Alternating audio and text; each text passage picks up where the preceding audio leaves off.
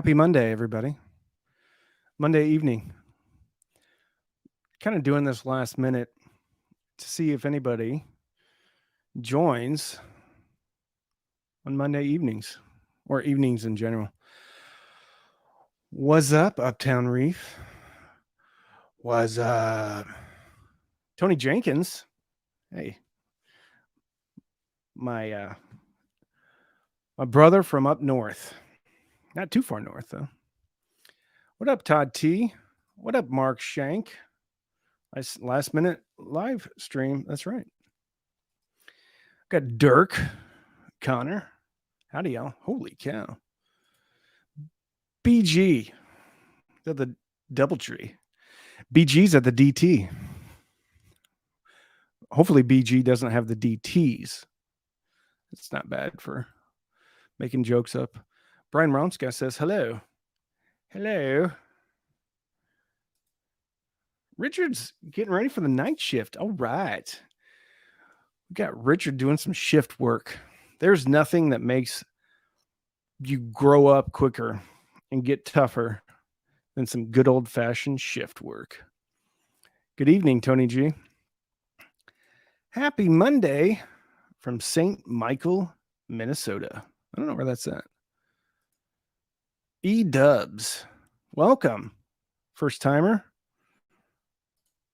James Savage. Say hello. This sounds really bad. I was going to say hello to your wife for me, but that sounds really terrible. But hey, James, say hello to your wife as well. I don't know your wife at all. Vincente Zaldivar. Hi, here in California. What up, Vincente? Okay, we already been that one. What up, Russell? Bob from Phoenix. Another Phoenix in the house. Look at you guys. Jeff Winnie. Love the live streams. Whoop. Cave Springs, Arkansas. I used to live in Arkansas. Having fun with the new Sin. Yes. Yeah. It's fun. It is a lot of fun. Watching from my car. Chris, careful, please. Australia. Sundance Kid from down under. Burp. Bringing my son and 3 friends to Axpona. Time to leave yet? Yes, Brian. Leave tonight. And then wait. Wait for a while. Jazabana. What's up? All the way from Turkey. We got Turkey. We got Australia. We got Canada. Phoenix. What's kicking chicken? Michael Van Gelder. What up, Randy? Joining from Tampa. All right, we got East Coast, West Coast, Australia, Turkey. What's on the agenda from Frederick, Maryland? What up, Joseph? What's on the agenda tonight? I want to talk about Axpona. Axpona. You met me and my wife and my daughter in Austin at the Emotiva show. Ah, very cool. It was a pleasure meeting you all. Try last name. I feel like that's a trick. Hi from Lakewood Ranch, Florida. Hey, Sweden. Look at that. Just hooked up to Ween Pro. So far, so good. Setup is straightforward. Yeah, it's pretty solid. DeSoto, Kansas. Very nice. We got New York. Got a fellow Metallica fan. Waco, Texas. And no, I'm parked, LOL. I've been through Waco for a while. Matt Callis, hello. You're a teacher on spring break. You're doing God's work. More snow is coming tomorrow. Ugh. Thank you for teaching the children. Cumming, Georgia. Silverton, Idaho. I think my buddy is an XO in Idaho. My Navy buddy. XO. Somewhere in Idaho. I can't remember. Commander Patterson. Alabama. We got another Canada. Palm Beach Gardens. First question of the night: should speaker cables really be the same length, regardless of position, or is what I read some audiophile myth? I don't know. I make them the same length just because it's more convenient for me when I'm making the cables, but pretty much an audiophile myth. I mean, yes, there's inherent inductance and resistance in cabling of any type, and different cables of different lengths will have different inductices. I don't know, different levels of inductance and different resistance. However, the amount of either of those is very negligible, even over very, very long runs of cabling. So I think if one is 8 foot and one is 3 foot, you're going to be just fine. Mr. Slingshot. Ottawa, Ontario. League City, Texas. I bet it is hot because it's hot here. I bet it's hot in League City and sticky. I've been using the Monolith by Monoprice desktop balanced headphone amplifier and DAC with THX AAA technology since March 16th, 2020. And I love it. Very cool. I think I had that. No, I had the drop version. I don't think I had the Monolith version. THX is clean. I found it to be a little bit narrow in soundstage, but it's nothing but the facts. Facts, ma'am. You met them. Jazzabana. Howdy, howdy. Hey, Chicago here. Well, Orlando here. Houston here. Costa Rica. What up from Montana? My goodness, we're getting a lot of folks coming in.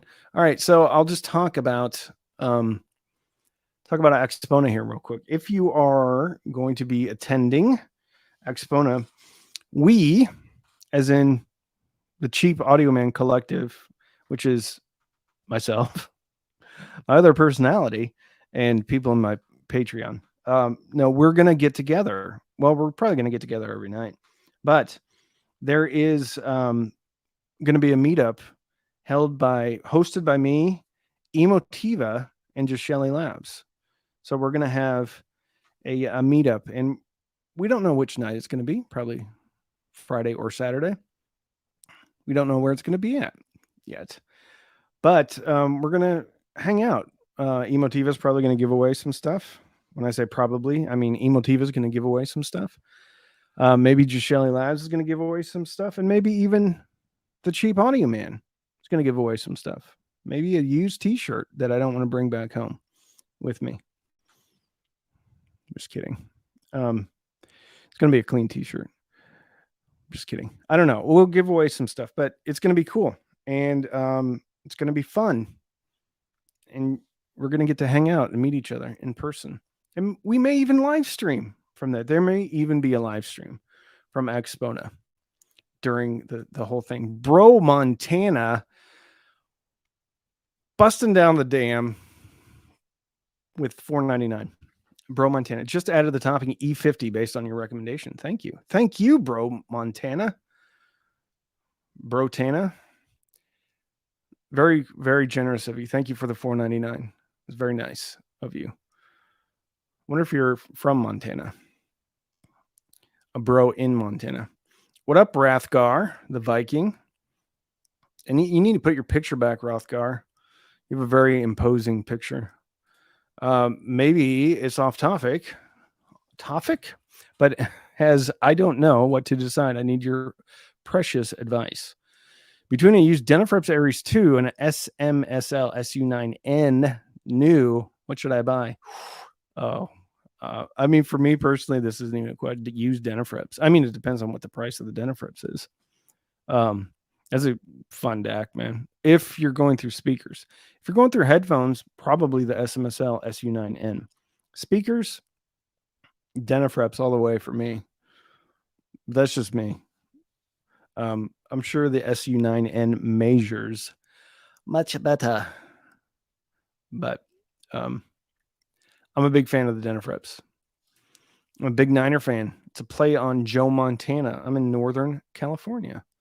Oh, very cool. Usually people lead with that. I find it hilariously funny that in my Patreon, whenever somebody's from California, they always lead with, I'm from Southern California, or I'm from Northern California.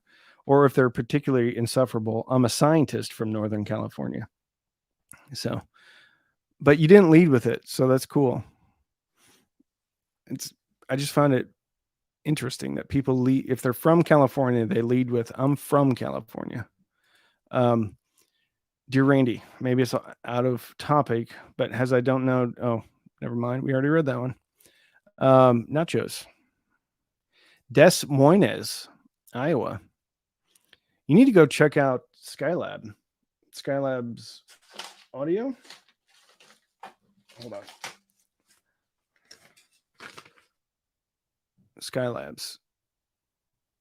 Man, this is really not wanting to focus for whatever reason. Skylabs. Go buy yourself a nice piece of vintage equipment over on 123 5th Street in West Des Moines, Iowa. 50265. Skylabs Audio. They're awesome. They have a great vintage shop and they do great work. Oh, yeah. I'm a scientist from Northern California. Yeah, you are. I would love a $300 to $400 recommendation for a DAC amp for my HiFiMan Edition XS. SMSL M300 Mark II. I would say the M Mark III, but I don't think you can get it for less than $400. But that one's a good one. That's what I would recommend. Dank app. Or you can get like a Gishelli Labs stack if you want it all in one unit. Probably the M500 Mark II or III, depending upon which one you can afford. Left California as a lifetime resident 6 years ago, and I haven't looked back. I love Colorado. There you have it. I left Nebraska as a lifetime resident. I haven't really looked back, although I do like visiting every now and again. SoCal, pal. I've been considering Axpona for a few months now. Is there going to be too many people in the cam grouping? Of course not. There's never too many people. I think right now we have over 30 signed up to go, and that's probably growing. And then whenever I put out like the form or whatever, sign up for this meetup, it's going to be more people, but yeah, more the merrier. It's going to be fun. We're going to do meetups every day at a certain time. And then I got to work. So I got to go video things and give my idiot commentary on it. And then we'll hang out the rest of the time. Nebraska is a great album. Yeah, I don't know if Bruce Springsteen has ever actually been to Nebraska, which I find interesting. Everybody used to, like, I think some people moved to Nebraska, but a lot of people I talk to used to live in Nebraska. I used to live in Nebraska. I used to live in California. How quickly does Axpona sell? I don't think Axpona sells out. I mean, there's a lot of real estate there. I think they're going to just keep selling tickets. Just found out about it, and it might make a very last minute decision. Yeah, I don't think it sells out at all. Yeah, Axpona, it is a huge trade show. It's not really a trade show. It's more intimate than a trade show. Basically, there's a hotel. People set up their systems in rooms in the hotel, and then some of the bigger companies will rent out like larger rooms on the ground floor. Then there's a headphone area. It's crazy. Mostly like higher end stuff, but there's still a lot of, I would say somewhat reasonably priced. SVS is usually there. And Emotiva is going to be there. Gishelli Labs is going to be there. I think Q Acoustics is going to be there. So there's going to be some reasonably priced products there, but it's also fun just to go to the zoo and look at all the kind of super high end stuff. So that's fun too. Um, the boss had to have toured through Nebraska. Yeah, I don't doubt it, but I mean, if you're making a whole record titled Nebraska, you would think that maybe they'd spent some time there. So I don't doubt that he probably whizzed through Omaha or Lincoln once or twice. Emotiva B1 Plus or Polk Reserve R100. It's a tough choice. Personally, I like the B1 Plus, but those speakers are actually fairly similar. I think the Polk, if you're looking for like vertical off-axis performance, then the Polk R100 is going to do way better. If you're looking for a little bit of clarity, I think the B1 Plus does better. I think Polk R100 may be a little bit more natural through the mid-range, but they're both great speakers. If I could only choose one, though, it'd be the Emotiva. Although I do like the R100. Sadly, being a single parent, I would not be able to buy those products. I'm sorry, Tony. But kudos for being a single parent. I don't know. I feel like that's not really a compliment. I was a single parent for a while. Used to live in South Dakota. Wish I still did. I saw what is it? Washington? No.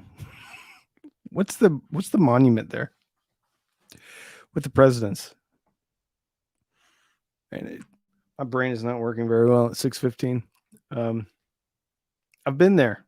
We went during Sturgis there, and I always thought I was very young. I always thought South Dakota has a lot of bikers, but it was during Sturgis. So Mount Rushmore. Yeah, not all my synapses are firing at the same time right now. Hey, Randy, I swapped out the IEMA A08 Pro and T8 preamp for a Yamaha AS301 connected to large bookshelf and sub. Any suggestions on DAC upgrade from the Yami's internal? Yeah, usually. So all the regular usual suspects. Deshelly Labs J2, any version, but you can get one that actually has socketed op amps now. So I would get that one, and you can upgrade the op amps later. Or you can look at the Topping E50, which is also very good, around $200.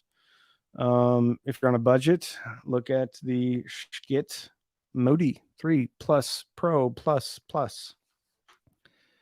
Any of those are good. I like the E50 and the J2. If you got some bucks, like this one's actually really good. The Ever Solo DAC Z8 is great, but it's expensive. Yeah. In San Francisco and leaving for a safer city like Tokyo. Rushmore. Have you tried the RSL CG5 bookshelf for near field desktop listening? I have a pair, and I don't know if those are the one. They're the more affordable RSL line, and I have them actually wired in parallel as a center channel right now.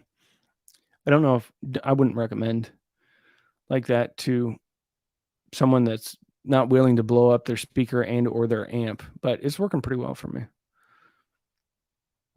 Does the Yamaha let a DAC pass through? No. What you do is you run your digital sources into the DAC, and then the DAC into available analog input, and then you just select whatever analog input you want to listen to. Can cheap audio folk afford any Denafrips? Sure. Cheap is a relative term. So anytime anybody puts a ceiling on cheap, then that's kind of not the point. The point is cheap is relative. And if you do put a ceiling on it, then you're wrong, because it's not going to be the same ceiling for everybody. What are your thoughts on the Yamaha RX V385 5.1 compared to the Sony 590 5.1 or entry level Onkyo or Pioneer, etc.? I'm doing a budget home theater. I bought the discounted EMO5 speaker set. Patrick, what I would do is find a 5-year-old receiver, used receiver, and do it that way. And just check like the HDMI compatibility. And I would do it that way because you're going to get a lot more receiver for the money. The problem with like $400 new receivers is they're not great. So see if you can find a used receiver with like banana binding posts on the back. And then you know that in its day, it was actually a decent receiver. But if you go and you're looking at receivers for $400 or something, and they have like the push pin speaker connectors, not great. Go try to find like a used Marantz or something like that. That's maybe 5 years old to 10 years old. And at worst, you can optical out of your TV, so you can run all your sources into your TV. Use that TV as an HDMI switcher, and then optical out. Even if it's PCM, even if it's only 2-channel, then you can let the processor in the receiver, do its magic and stuff. Chances are it's going to be way better than anything you would get for like $400. So go see what you can find for like $300 or $400 on the used market. But I wasn't at all impressed with the Sony 590. I am positive that I reviewed that early on in the channel. It didn't sound good at all. I don't have any experience with the Yamaha. I do have some older Onkyos. I think they're good for home theater, but not great for music. Home theater Onkyo's good for. That Sony was, in my opinion, a disaster. So yeah. Have you listened to the Nines? No, I would like to get some though. Have you heard Holo Audio Deck? I have not. I think Ron loves them though. And so I would believe whatever Ron says, I generally agree with. So if he likes that Ola deck, I'm sure they're good. Any plans to review Dyne Audio Special 40s and Hagel H190? Still the best I have heard in my listening area and dual rails. I've never talked to Hagel. I've never talked to Dyne Audio.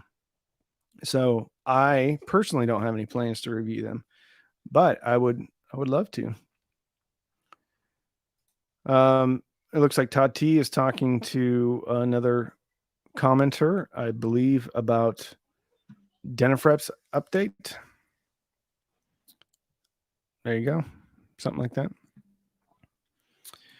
Ooh, Randy, what is your current top 5 albums? Cross genre, cross everything. Let's see. All right. They're going to be kind of boring, but these are records that I can listen to in their entirety all the time. And I don't think they're really cross genre. So I'll say Master of Puppets by Metallica, Nirvana, Nevermind, Marilyn Manson, The Pale White Emperor. I have 2 left. Probably Michael Jackson, Thriller. I got 1 left. Trying to think what other record I just like listened to front to back. AC/DC, Back in Black. Very boring, probably very typical for me, but yeah. Those are the records I can listen to front to back. Any chances of reviewing the FIO K7 balanced DAC amp? I know you have a tough relationship with FIO, but would still love a review.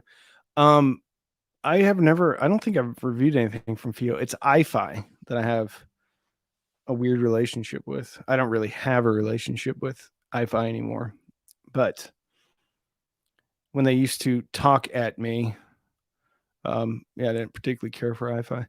As a company, I think they make great products, but the people that I worked with were very aggressive and wanted me to say what they wanted me to say. Wanted me to say what they wanted me to say. Have you compared KEF 350 versus R3? Never heard the R3. I did own the 350s though. I actually prefer the 150s. I think the 350s are closer to what the LS50 is as far as like the sound signature, but I like the 150s the best. Surprise live stream. What up, Cam? Kev from Virginia checking in. What's up? What up, Kev? I won't buy iFi just because of the way they treated you as a reviewer. It's not like they treated me poorly. They were just so aggressive with their narrative that it turned me off. And then, like, I think the Zen line is great, except for the Zen Stream. I think it is a terrible product. Unless you use it as like a Tidal Connect or even like a Rune endpoint. But even then, I personally had bad experience with the Wi-Fi, and I know others have had bad experiences with their Wi-Fi. Anyway, their Zen Phono is one of the best affordable phono preamps I've ever heard. I think the Zen DAC, great. I love their Burr Brown usage, but once you get past that, like they start to tout like if there's $1,000 like look like a little flask. It's like $1,000 and it was a little DAC headphone amp. Like it was good, but it wasn't $1,000 good. So anyway, it's like, and then like the Neo ID-SD, which was a DAC headphone amp, like $800. It was balanced, and it was like wasn't built great. It looked like it was built great, but the buttons were loose and it sounded decent. But I think they should stay in their lane with affordable stuff. I don't think they know how to do more expensive stuff. They probably won't like that, but I don't particularly care. When is the Arco 3 Pro available in price? I don't know. Probably a couple of months. I think they're still digging out of a hole with all the DAC orders and stuff. Will getting an equalizer help make early second wave potato quality black metal albums sound better? Absolutely. Yeah, for sure. It will. Yep. If the Jubilee 58Xs were a pair of speakers, what would they be comparable to? Oh, good question. I think the Q150s, KEF Q150s and the 58Xs have a similar vibe.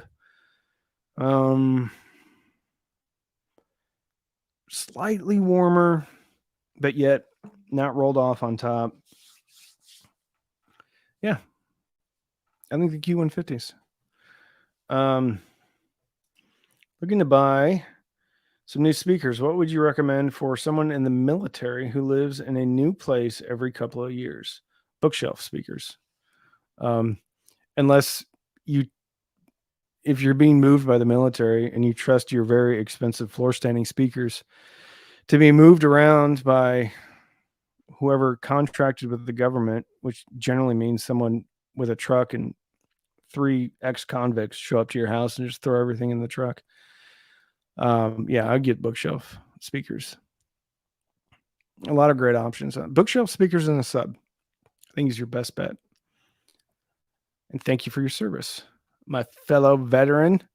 Can you point to an example of a speaker in the 1,000-ish range that, in your opinion, outperforms speakers that cost thousands more? Well, that's like the best way to get people to watch a video. It's like, this sounds like a best way to get people to buy your product, watch a video, is to say, this speaker sounds like speakers costing thousands of dollars more. It just doesn't exist, because like $3,000 speakers don't all sound the same. $1,000 speakers don't all sound the same. And so there's a huge differential within all of the price ranges. I mean, speakers sound vastly different, and speakers are built vastly different. So, for grand, I think the SVS Ultra bookshelf speaker, pretty outstanding speaker. I would say it's probably built like speakers more expensive to it.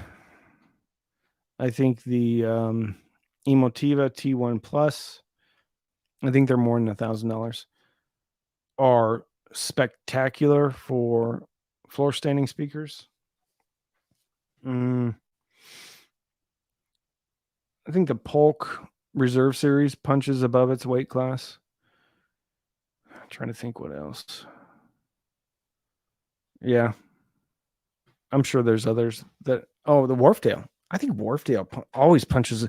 Wharfdale is such a crazy company because they're a traditionally distributed company.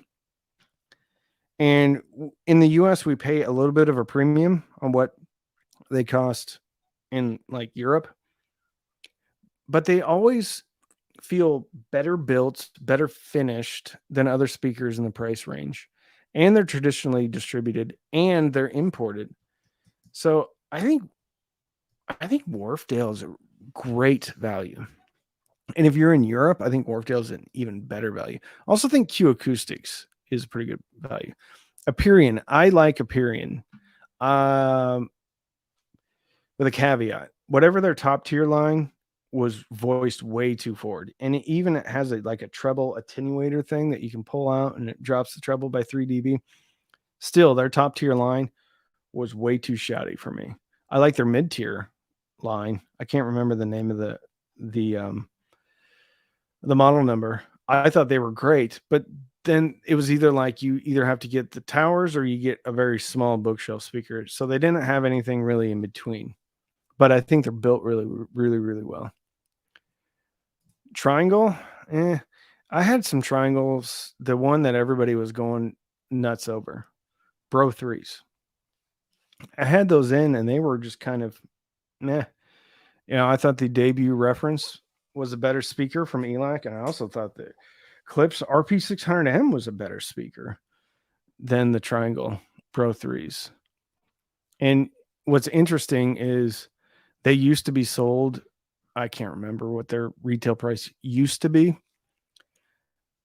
That retail price is not what it used to be. It's lower, right? So that begs the question, okay, if this speaker is all of a sudden there's been nothing but inflation for the last 2 years, but yet the Triangle Bro 3s has actually dropped in price. So I think the market hath spoken about the Triangle Bro 3s. CSX is good, but I can't really compare DIY speakers to factory speakers, because if you do DIY, then almost always you're going to have at least better components in theory, probably better crossover components for sure. I know CSS Audio uses very good woofers and tweeters. So yeah, if you're talking DIY, then yes. But then there's variability in there. There's no guarantee that one is going to put them together properly. There's no guarantee that they're going to be finished in a attractive manner. So I try to kind of keep factory speakers and DIY stuff separately. But sure, if you can DIY, then yeah, chances are you're going to get a better speaker. But again, CSS Crichton is voiced differently than a lot of other speakers. So it's more neutral with an emphasis on the bottom end. So that's why lumping audio and hi-fi equipment together by price is like the worst thing that you can do, because there is no guarantee that you're going to get a performance improvement just because you spend more money. And even if you do get a performance improvement, there's no guarantee that that performance improvement is something that you actually like, because audio and music is like cake or pie. I like chocolate cake, but there's some chocolate cake that I've eaten that I think is not very good.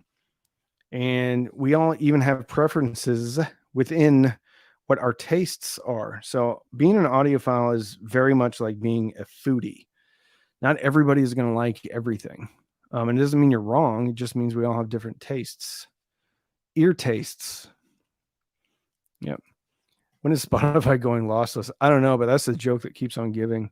If you're an audiophile comedian or an aspirational audiophile comedian, the Spotify joke is the one that just keeps on giving because it's just not going to happen. Sorry, you will not find any $1,000 speakers that outperform my Tecton double impacts 3400. Todd T, big Tecton fan. You just hit the nail.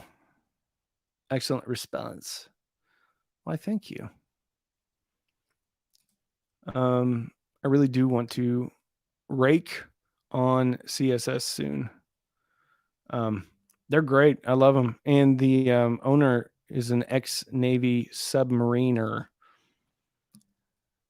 just like me. Except he was an officer. I was an enlisted cat. I'm 45 minutes from CSS headquarters, so they're my next speaker purchase. Oh, that's Brian. Yeah, they're in the I think they're in the Detroit area, Ann Arbor, I think. All right. Oh, we got a bunch of emojis. I thought he meant the state. Fun fact, Waylon Yutani started as what we think of as Dayton Audio today. Does anybody know the reference to this t-shirt? Tecton. What up, Simon Hackshaw? Late to the party. Good to see you and gear you. Good to gear you too, Simon. It's good to be geared. I really think that once you get north of, say, $600, you're buying build quality and looks. Yes and no. Aliens, that's right. So there's definitely some driver improvements that start happening at higher prices. So some people put cheap drivers in expensive speakers. And some people put expensive drivers in expensive speakers, and some people put expensive drivers in reasonably priced speakers. But I mean, you can look at there's what the hell are they called? The Thiel small parameters of a speaker, and kind of get an idea of like how it's built, and then you can look at like vented basket and all that stuff. So yeah, there's some people though that put super cheap drivers in speakers and they sound really good. Really, really good. I'm not going to name names, but there is a company that I think they probably pay $6 a piece for their drivers, but they use them in a way that it just sounds spectacular. I can't fault them for that. I mean, the drivers don't look great. They kind of look cheap, but they sound really good.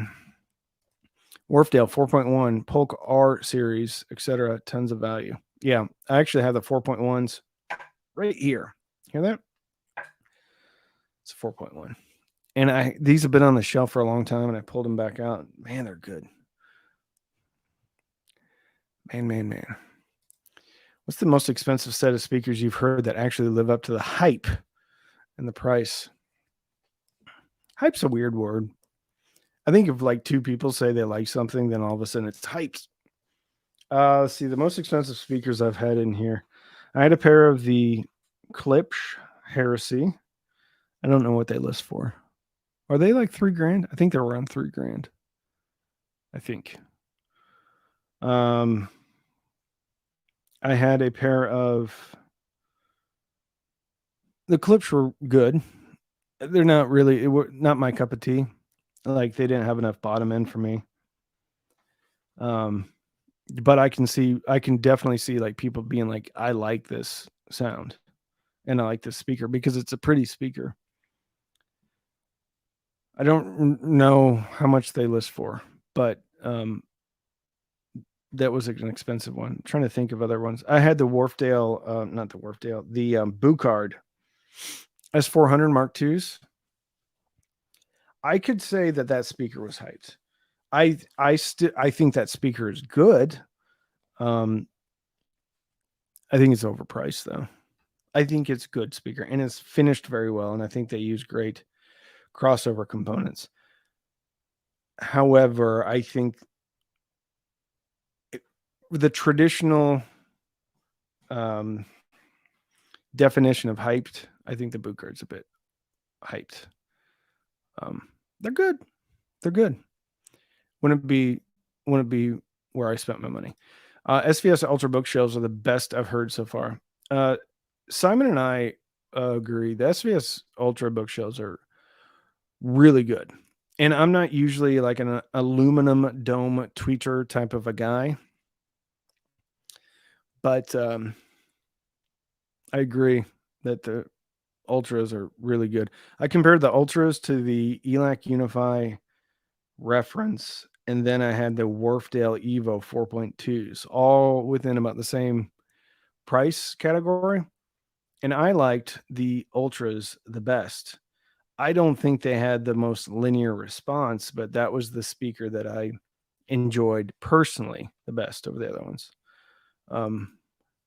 I think Revel lives up to the hype. It's funny, Matt, because I have a very close friend who bought a pair of Revels. He spent some money on them. Like the first time he spent like $2,000 on a speaker, and he absolutely hated them. Absolutely hated them.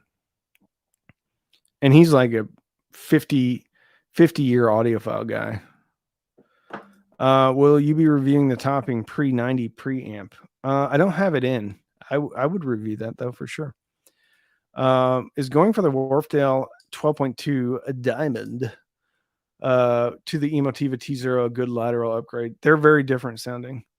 So the 12.2 I think plays bigger than the Emotiva T0. T0 Plus is kind of a small, like almost like a mini tower.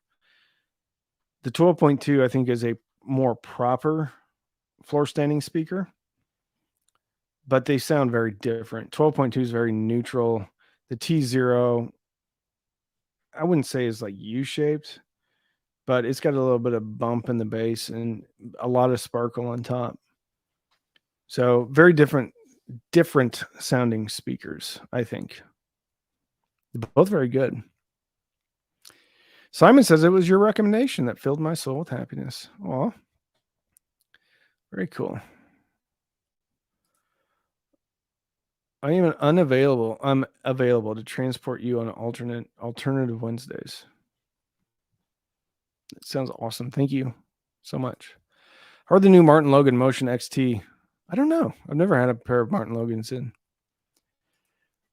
Cheapest sub you'd recommend with a ton of bass under $200. This is it's so funny because sometimes I get the comment, I want a speaker that has really full, natural, fast bass, clean, tonally accurate mid-range, and sparkly highs.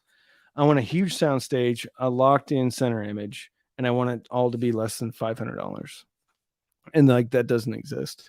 So cheapest sub I would recommend with a ton of bass, under 200. Let's rephrase that. Cheapest sub I would recommend under 200. So let's start there. You were making sacrifices when you spend less than $200 on a subwoofer. I'm not saying there's not good subs out there that are less than $200, but there's just so much that can be done. So if you're on a super tight budget, like Monoprice has like a $70 sub. I used it at work. It was fine. I think right now Yamo probably is the best deal for subs under $200. I think there's a variety of them. There's like a skinny one that stands upright that I think is, I don't know, $120, $150 right now. So I think the Polk SW10, when it's on sale, is decent. But I mean, there's only so far you can go with like enclosure, with driver excursion, and with amp tech and power under 200. Like those three things, Like with a passive speaker, you don't have an amplifier, but with a sub, you got a driver, you got the amplifier, and then you have to make sure that that enclosure is very well braced. And so getting all those three right for less than $200, especially with like traditionally distributed products, pretty difficult to do. But anyway, that was a long way to answer that question. But I don't think there's any sub under $200 with a ton of bass, unless it's just a crazy screaming deal you find used. Warmer sounding speaker, the Sony SSCS5 or the Polk ES15, like not even a question. The Sony SSCS5 is not warm sounding at all. The Polk ES15 is actually fairly warm sounding and full. It's a good speaker. It's not the most accurate thing on the planet. Neither is the Sony. But that's kind of like yin and yang. Yeah. So both very good, but both very different. Yeah. Probably Polk. Let's see what Randy has to say. Maybe the Dayton Sub 12 recommended by Wirecutter. I think Wirecutter is kind of like a pay to play. Like if you pay them, they'll write an article about you. Dogs barking. It's always fun for live streams. I like my Polk SW10. I got it for $99 at Best Buy on sale. Perfect example. Yeah. DIY sub. I've never built a DIY sub. I have the Polk ES20s and the Sony's Polk, in my opinion. Yeah. What time is it? 6:46. All right. What else? Will you review the Uni X8 DAC with Sparkle's op amp? I don't have one in, and they've I've never talked to them. I've talked to Sparkos though. Sparkos guys, Sparkos folks are awesome. I'll still take vintage ADS over most of the newer and more pricey speakers I've heard. Yeah, I have a friend who would agree with you 100%. Here's the problem. Like if ADS is so good, why are they not in business anymore? That breaks my heart because so many good companies like went out. And I'm not saying you're wrong, because my buddy like goes on and on about ADS and how much he loves ADS. So much so that if there's a pair of used ADSs that show up somewhere like in the Dallas-Fort Worth area, I'm going to buy them. And I've never even heard ADS, but I trust him implicitly that if he says they're good, then I believe him. But if they're so good, like why aren't they around anymore? It makes me sad. $5. I think we already read that one. Thank you. Greetings, Brisbane, Australia. That's awesome. I found some old LG sub on the street yesterday. Nice. It's EO.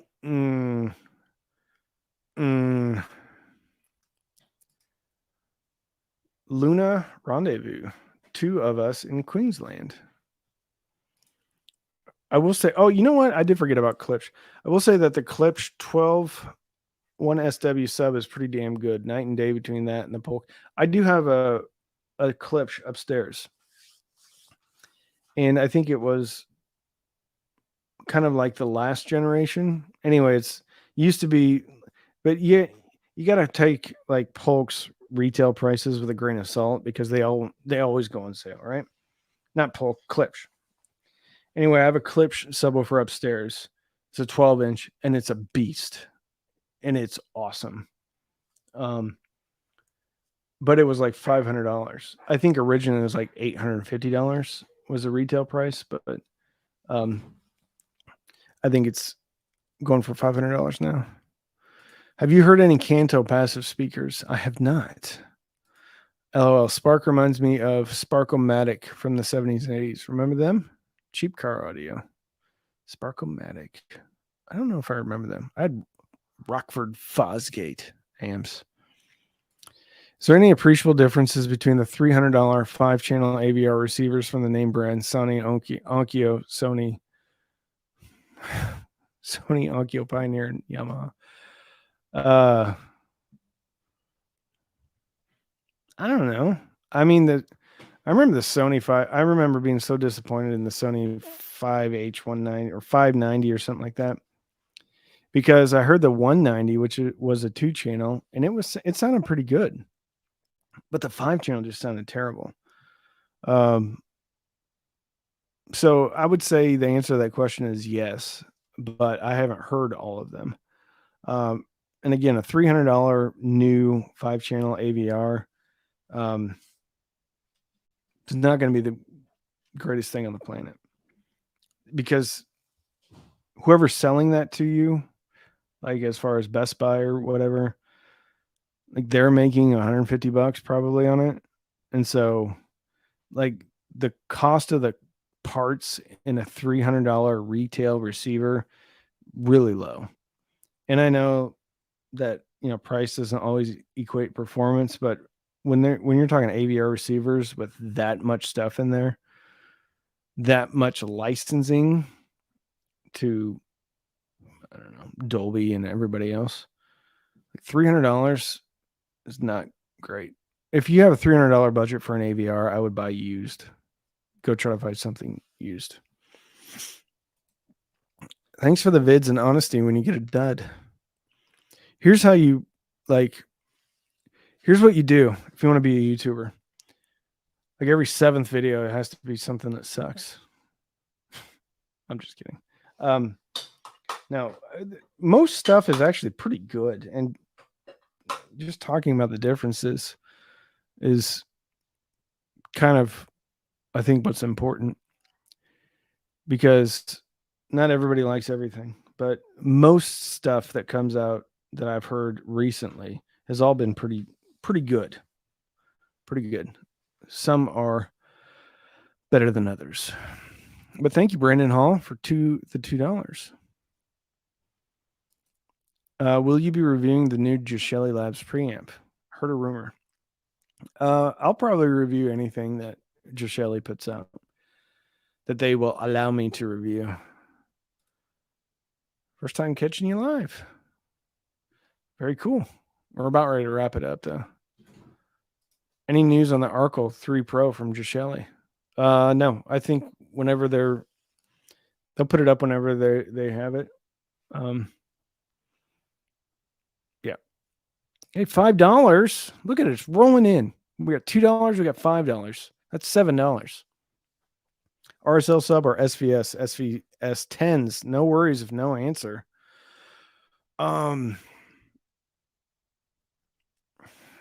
Depends.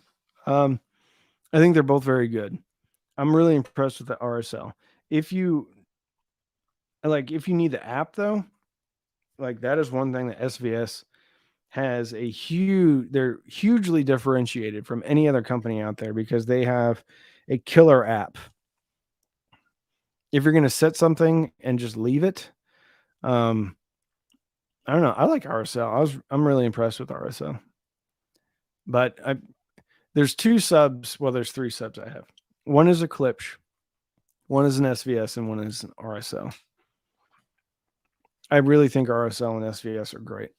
Both of them. I feel like the RSL has a little bit more oomph, though.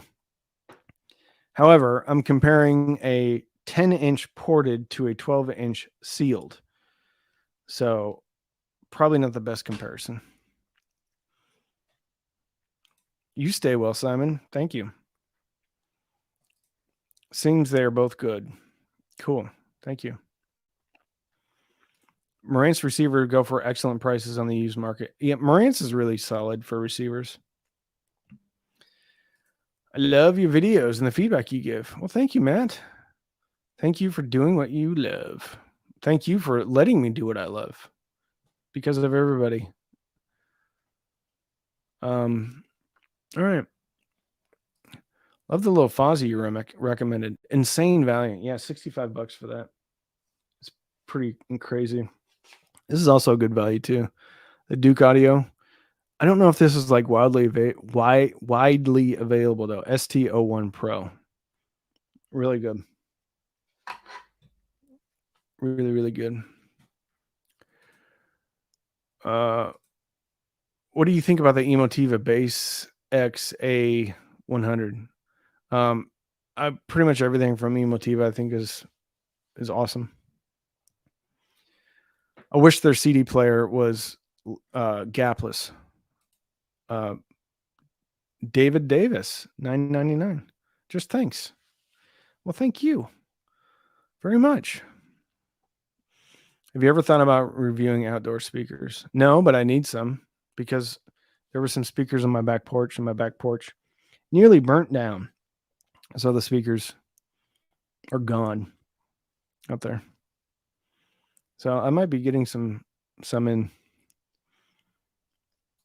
Most affordable receiver you can use external power on that doesn't suck. Receivers are a weird thing, man. Like, I like the NR1711, and I think there's an NR15, maybe 11 out there. That would probably be the cheapest one that doesn't suck, in my opinion. But I don't have a ton of experience with receivers, and obviously I need to get a lot more experienced with receivers, because it seems like the overwhelming questions that I get on live streams are about AVR receivers, not necessarily 2-channel. So I need to get caught up to speed fairly quickly with affordable AVR receivers. Yeah. So I think that'll be a goal of mine. I think it would be cool to involve the community in a project like Christy and Andrew did. Would give you a cool series. I'm not sure what it would be cool to involve the community in a project. I'm not sure what you're talking about. Like what type of project? Are you talking about, like a fundraiser? Brandon, explain yourself. I know not what you talk about. Picked up the Duke Audio VU22 dual VU meters. Pure eye candy with no practical function, but I love it. Yeah, I've got one over there, but I actually use it as a switcher.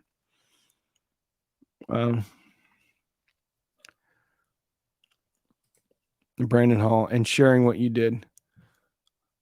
Did I miss something? Okay. I think it would be cool to involve the community in a project like Christine and Andrew did. We'll give you a cool series. All right. And then I asked you about that. BG says, how many likes can we get before the end of the stream? Cheapest passive bookshelf speakers you would recommend? I mean, at low volumes, I think that the Mookie 2-ways are not bad when they're on sale for like $60 at low volumes. I mean, if you turn them up, they fall apart quickly. I mean, the SSCS5s when they're on sale for like $80 or $90 are killer. ELAC BS41s, killer when they're like $120. I think the can't think of the name now. Zeos loved them. RB42. I can't remember the name. Anyway, they're really good too. NR1609. An outdoor project. Okay.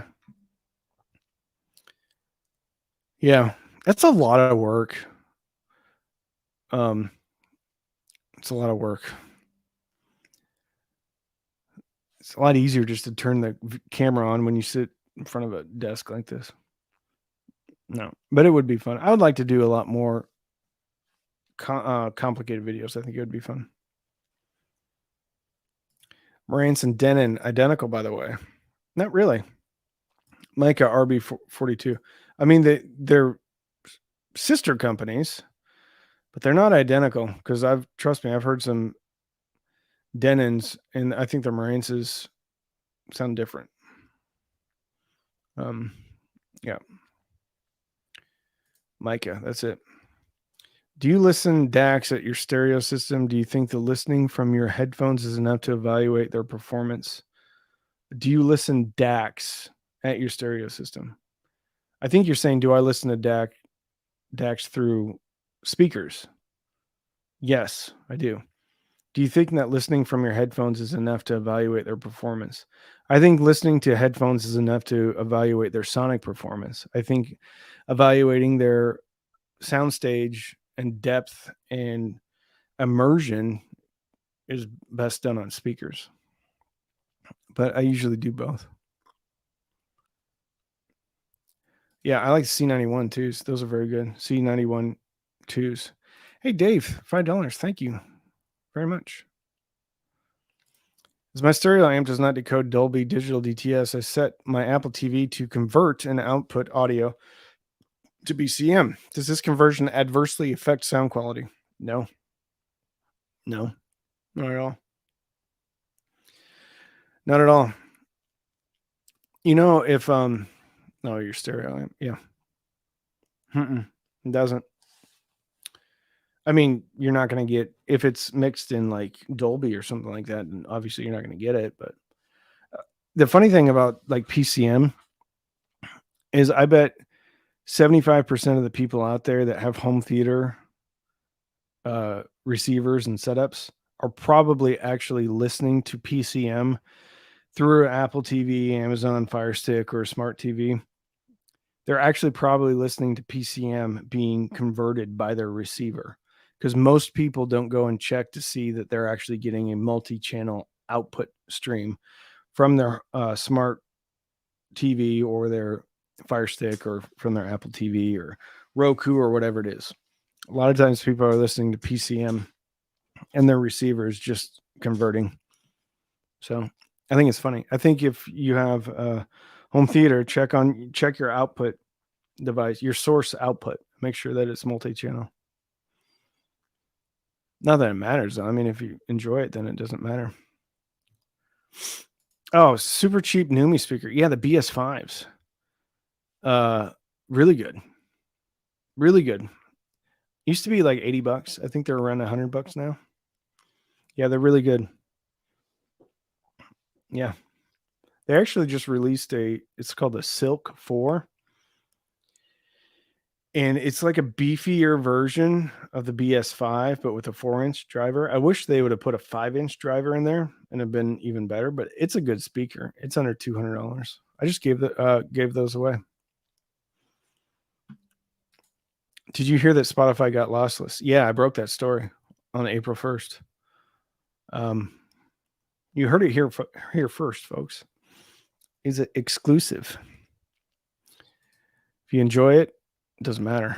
Cheap Audio Man Wisdom. Yeah. Anyway, I think we're going to call it a night. Thank you for joining. Last minute. If you're going to Axpona, keep your eyes peeled. We're going to do some meetups with Emotiva and Gishelli Labs and the Cheap Audio Man. We're going to give away free stuff. Could be an old pair of socks. Could be a integrated amp. Could be a DAC. Could be some used sandpaper. You won't know, though, unless you show up to Axpona. So anyway, good night. Keep your eyes peeled. And have a safe week. Good night, good night, good night.